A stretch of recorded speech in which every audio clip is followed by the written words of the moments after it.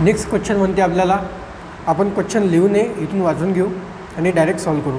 Kailash gets 480 marks out of 750. Find the percentage of marks of 10. कैलाशला 480 marks मिळाले म्हणते 750पैकी. म्हणजे 750 हे 100% असेल.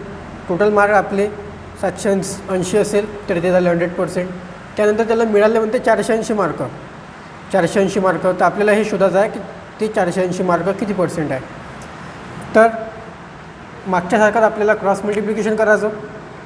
480 मल्टिप्लाय बाय 100 आणि याच्यासोबत जर आपल्याला एक्स पाहिजे तर 480 इंटू 100 आणि हे 750 डिवायडेडला 750.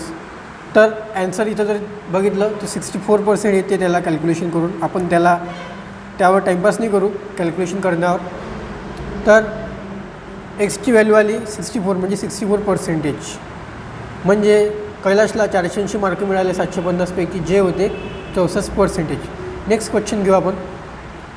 18 नंबर.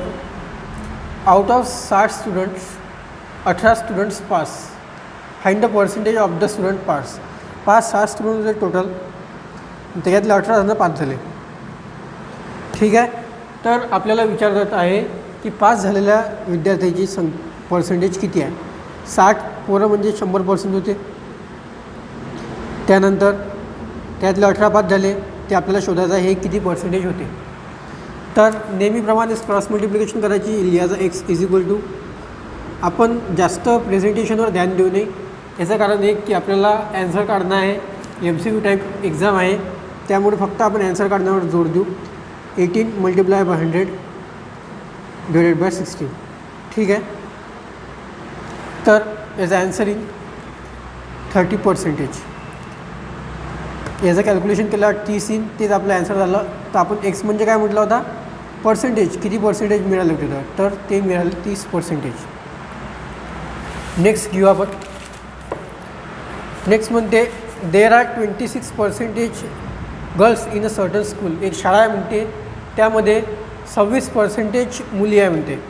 ठीक आहे. त्यानंतर if total number of children is 950, what is the number of girls in a school. पहा टोटल नंबर किती आहे, 950 पोरी आहे टोटल.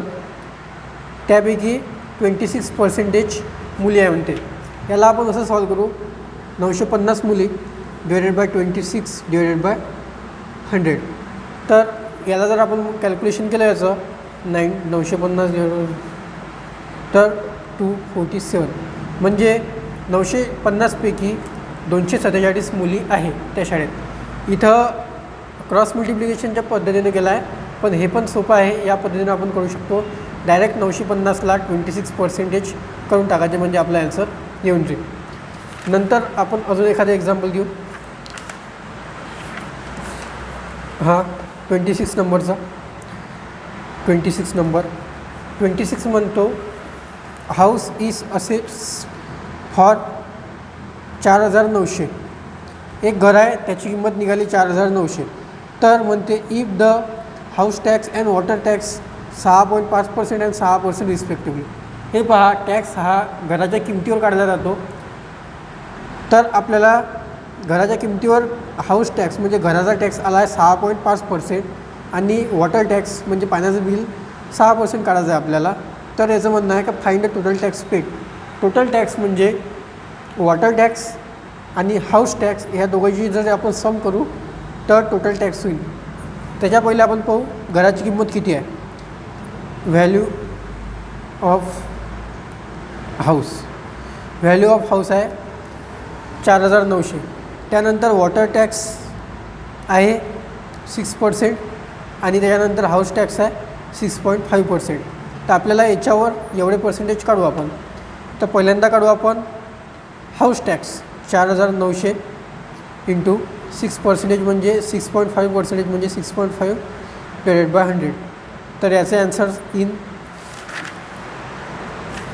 318.5 म्हणजे हा झाला हाऊस टॅक्स 6.5%.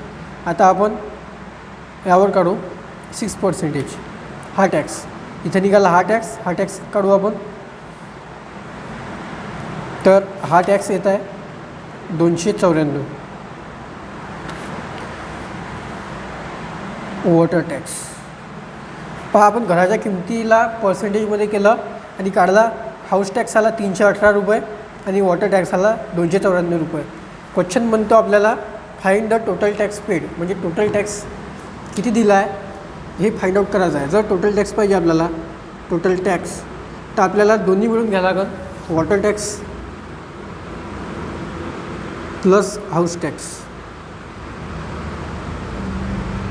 दोघांची जर जेव्हा आपण ॲडिशन करू तेव्हा टोटल टॅक्स येईल 318.5. सॉरी, वॉटर टॅक्स आहे 294, त्याच्या खाली लिहू आपण. त्यानंतर हाऊस टॅक्स त्याच्याच खाली 318.5. जर दोघांची सम केली आपण